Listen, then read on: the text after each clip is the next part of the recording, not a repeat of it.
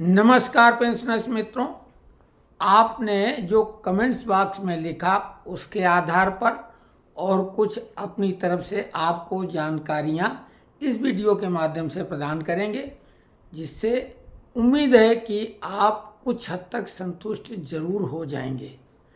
सबसे पहले ये बता दें कि जिस तरीके से मध्य प्रदेश और छत्तीसगढ़ के लिए हमने वकील साहब का नंबर दे दिया, उनकी फीस से भी लोग संतुष्ट हैं और उनकी बातचीत से भी, जिन लोगों ने भी बातचीत की है। हमने पेंशनर्स फोरम नाम का व्हाट्सएप ग्रुप बना दिया है, उसका लिंक भी आपको देते हैं, आज भी दे देंगे। उसमें आप जुड़िए और आपस में परिचर्चा करें, उससे बहुत सारी समस्याओं का आपस में समाधान होगा। लेकिन उसमें इधर उधर की फालतू चीज़ें शेयर न करें।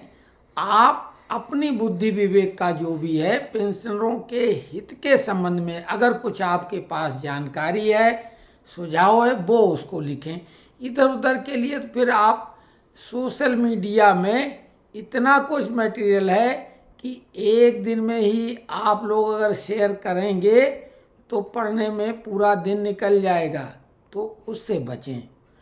बेहद महत्वपूर्ण जानकारी हम अपनी तरफ से ये दे रहे हैं कि जिस तरह से मध्य प्रदेश और छत्तीसगढ़ का ज्यूरिडिक्शन जबलपुर कैट है सेंट्रल गवर्नमेंट के लिए और स्टेट गवर्नमेंट के लिए जबलपुर हाई कोर्ट, उसी तरीके से उत्तर प्रदेश और उत्तराखंड के लिए इलाहाबाद और उसकी बेंच कैट की लखनऊ में भी है। यानी वहाँ दो जगह है। हम आपको इलाहाबाद कैट के वकील और वो हाई कोर्ट में भी आप लोगों का केस लड़ सकेंगे, और लड़ने का मतलब यहाँ जीत सुनिश्चित है, क्योंकि सुप्रीम कोर्ट का ऑर्डर नेशनल इंक्रीमेंट के बारे में हो चुका है। पांडे जी ने बोला था कि सुप्रीम कोर्ट ने नेशनल इंक्रीमेंट जैसा शब्द इस्तेमाल नहीं किया, क्योंकि शुरुआत कैट और हाई कोर्ट से आगे बढ़ के नेशनल इंक्रीमेंट के रूप में हुई।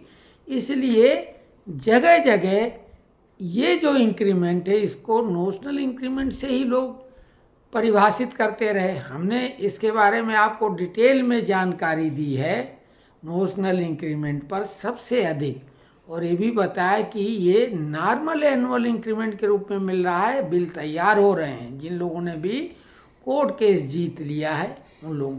तो इलाहाबाद के वकील साहब की फीस 30,000 रुपये है। कितनी? 30,000 रुपये। लेकिन हम जिन वकील साहब की बात कर रहे हैं वो फीस तो 30,000 लेंगे, लेकिन अगर आप 10 लोगों का ग्रुप बना के जाएंगे तो भी 30,000 लेंगे, यानी तब तो 3,000 हो जाएगी।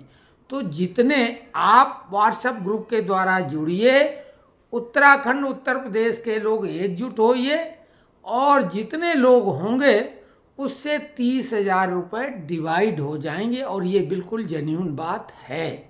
लेकिन एक एक करके जाएंगे तो भी वो 30,000 ही लेंगे।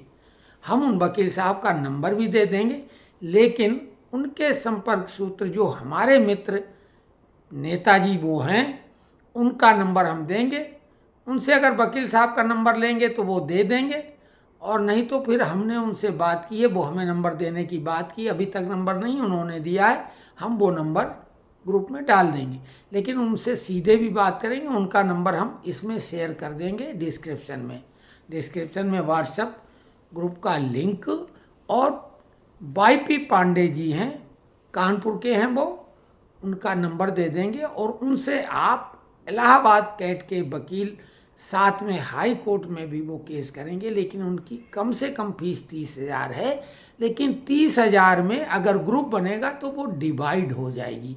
10 लोगों का ग्रुप बना लें तो 3,000 ही रह जाएगी, 6 लोगों के ग्रुप में 5,000 रुपये फीस आ जाएगी। तो एक ये बात है। अकेले में भी 30,000 लेंगे, ध्यान देना। इसी प्रकार से अन्य जगह, जैसे एक मित्र ने लिखा है कि दिल्ली कैट के वकील का, तो हम बहुत जल्दी दिल्ली कैट के वकील का भी नंबर देंगे, और कलकत्ता के भी कैट का। जो आप स्पष्ट तौर से अपना एड्रेस लिखें, हम बताएंगे।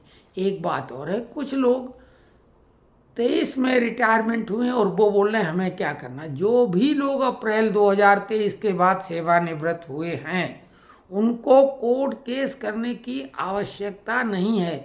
उन्हें थोड़ा धैर्य इंतज़ार ही करना और रखना है, क्योंकि जो तमाम आदेश अभी जारी हुए हैं दिल्ली, छत्तीसगढ़ या कह के, तो उसमें आगे वाले लोगों को केस नहीं करना पड़ेगा। और उम्मीद तो ये भी की जानी चाहिए कि सभी के लिए, लेकिन फिलहाल जो कैट में जा रहे हैं सेंट्रल गवर्नमेंट के लोग, वो वही जा सकते हैं जो 6वें और 7वें वेतन आयोग का लाभ लेके सेवानिवृत्त हुए हैं। 5th, 4th, 3rd, 2nd इस टाइप से जो पे कमीशन वाले हैं, जिसमें मंथली इंक्रीमेंट लगता था हर महीने, वो लोग अभी इसमें केस में शामिल नहीं होंगे, वकील साहब ने बोला है। लॉजिकली उनका भी हक बनता है, जो रिटायर हुए हैं अगले महीने उनका इंक्रीमेंट ड्यू था, लेकिन सुप्रीम कोर्ट ने चूंकि जून और दिसंबर में सेवानिवृत्त वाला ही जोड़ा है शब्द, इसलिए 6th और 7th पे कमीशन के लोग ही इसमें कोर्ट केस में शामिल होंगे। वकील साहब उन्हीं का केस ले रहे हैं। उसके पहले वाले लोगों के केस के लिए तो फिर से वही प्रक्रिया अपनानी पड़ेगी जिस तरीके से।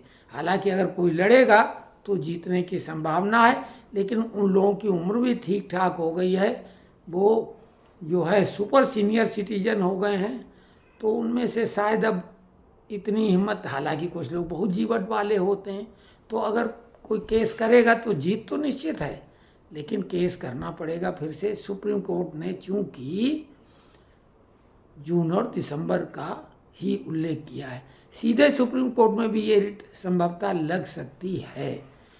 अन्य मुद्दे जो भी हैं, चाहे वो डीए एरियर 18 महीने का बकाया हम लोगों का है, fix medical allowance, pension increase जो उम्र के हिसाब से 65-70 में 5% के हिसाब से है, रिस्टोरेशन जो 15 साल के लिए किया जाता था, 12 साल की मांग की गई और बिल्कुल पॉजिटिवली उसका उत्तर मिला।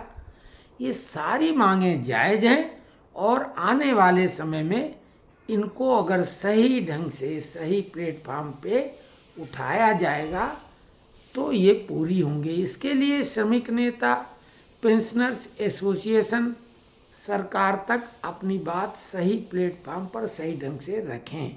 हम लोग भी अपना ग्रुप मजबूत करें तो हम लोगों की भी आवाज़ सरकार तक पहुंचेगी। प्राइम मिनिस्टर जो रहता है उनका, उस पर हम लोग अगर लिखेंगे तो उसमें भी परिणाम मिल सकते हैं, तो यही हम लोग कर भी सकते हैं। बाकी जो लोग और जानकारी लेते हैं कि फैमिली पेंशनर्स जो लोग हैं, अगर उनका मुख्य जो सर्विस में परिवार का सदस्य था, अगर वो सेवानिवृत्त होने के बाद उसने दुनिया से प्रस्थान किया है, तो वो भी केस के अधिकारी हैं 6वें और 7वें वेतन आयोग वाले। लेकिन सेवा में रहते ही अगर उनका वो परिवार का सदस्य दिवंगत हो गया तो फिर वो नोशनल इंक्रीमेंट का हकदार नहीं है, ये जानकारी ले लें। और जून दिसंबर में सेवानिवृत्त होने वाले जो 7th पे कमीशन के लोग हैं, तो जून में सेवानिवृत्त हुए हैं और इंक्रीमेंट आपका जनवरी से था तो आप हकदार नहीं हैं। आपका इंक्रीमेंट जुलाई से था, तभी आप जून में सेवानिवृत्ति के बाद हकदार हैं। दिसंबर में सेवानिवृत्त हुए हैं और आपका इंक्रीमेंट ड्यू था जनवरी से, तो आप नोशनल इंक्रीमेंट के हकदार हैं। मान लिया आपका जुलाई में इंक्रीमेंट ड्यू था और दिसंबर में सेवानिवृत्त हो गए, तो ऐसे में आप इस नोशनल इंक्रीमेंट के हकदार नहीं हैं। लोग हमको फ़ोन भी करते हैं, हालांकि हम अटेंड करते हैं, लेकिन बहुत लोग करने की कोशिश करते हैं और बहुत कुछ पूछते हैं। हम फ़ोन तो ज़रूर अटेंड करते हैं, लेकिन कोशिश करें व्हाट्सएप ग्रुप में भी अपनी बात रख के और उसका समाधान लें, ताकि हम कई बार फ़ोन नहीं अटेंड मान लिया किन्हीं कारणों से कर पाएंगे तो आप लगेगा हमने फ़ोन नहीं उठाया, क्योंकि कई बार फ़ोन चार्जिंग में लगा रहता है दाएँ बाएँ, तो हम फ़ोन नहीं उठा पाते हैं। तो उम्मीद है कि पूरी तरीके से जो बात हमने कही उससे केवल नोशनल इंक्रीमेंट वाले ही नहीं, हमारे तमाम पेंशनर्स जिनकी जायज़ मांगें इस अपेक्षा के साथ हैं कि वो पूरी होंगी, लेकिन अभी नैराश्य भाव उनमें पैदा हो गया। चुनावी माहौल में सब कुछ रुक गया, ठप हो गया। लेकिन अभी भी कुछ उत्साही यूट्यूबर लिखते हैं और कुछ लोग वो मीडिया में इस ढंग से लिखते हैं जैसे सरकारी आदेश हो गया हो 18 महीने के DA एरियर का या अन्य चीज़ों का। तो ऐसा कुछ नहीं अभी होने वाला है। हाँ, जो मई महीने में, यानी मई क्यों, अप्रैल महीने के एंड में जो अप्रैल की पेंशन मिलेगी, 30 अप्रैल को जो पेंशन मिलेगी, 30 अप्रैल तक, क्योंकि पेंशन पहले भी आ जाती कई बार इस वर्ष की, तो 30 अप्रैल तक, अप्रैल महीने की जो पेंशन मिलेगी उसमें 3 महीने का DA एरियर भी लगा होगा। 3 महीने का DA एरियर भी अप्रैल महीने की पेंशन में लग के मिलेगा। और ये कोई बहुत बड़ी खबर नहीं है। आप सभी लोग जानते हैं कि उम्मीद पिछले महीने में थी, लेकिन इस महीने में तो मिलना ही है। तो उम्मीद करते हैं कि हमारी कोशिश है कि आप लोगों को संतुष्ट कर सकें। अब वो कितना हो पाते हैं आप, ये तो आप जाने। कमेंट्स बॉक्स में स्पष्ट तौर से लिखें जो भी आप जानना चाहते, तभी हम कुछ अपना प्रयास आगे बढ़ा पाएंगे। आप आधी अधूरी बात लिखेंगे तो हम संभवतः कुछ उसके बारे में क्या बता पाएंगे। तो अगले वीडियो तक के लिए धन्यवाद, नमस्कार।